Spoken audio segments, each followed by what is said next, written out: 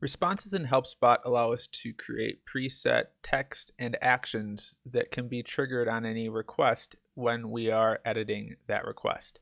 Let's go ahead and go into the responses area and look at how these responses are configured.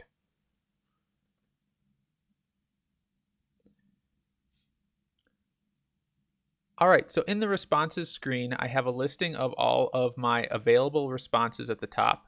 I can also search through the responses using the search box here. And then finally at the bottom, I have a form where I can add a new response. For our example here, let's go ahead and edit a response that I've already created. All right, so here is my password reset response. At the top, we can see that I have the response title, and then here's my response note text. Now this response note text can be used for just an individual line of text that you want to have inserted into a request around other custom content, or it can be used to format a complete response, more like what we see here. You'll notice a couple things. First of all, I have a placeholder tag here that's denoted by the curly brackets. Now placeholders allow me to insert information from the request into the response note text. I can see a list of available placeholders and insert new placeholders using this drop-down box below. Let's go ahead and insert the assigned staff member's name.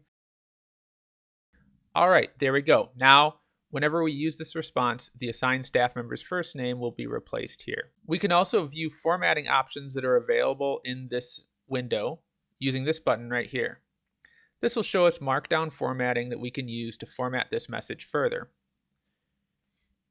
In addition, we can preview what the message will look like using this button here.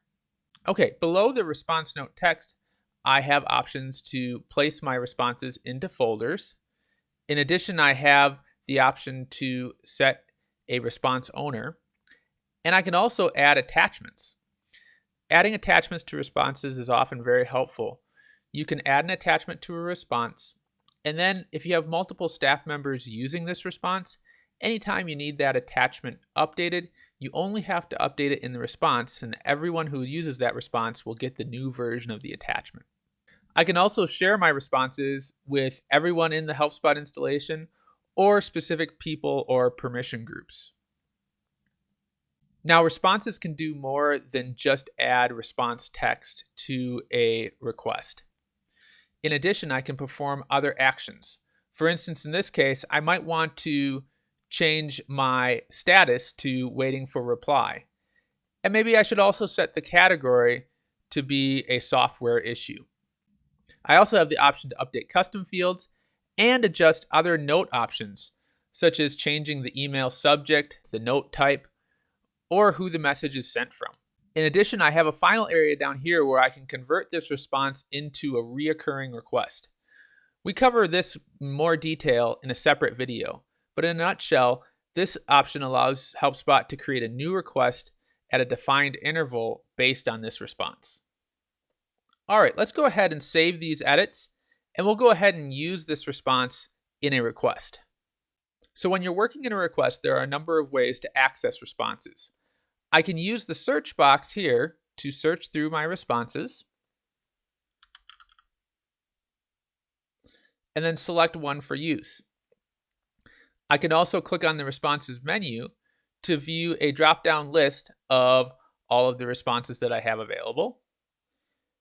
In addition, as I'm typing in the note window, I can just use the hotkey to access the response as well.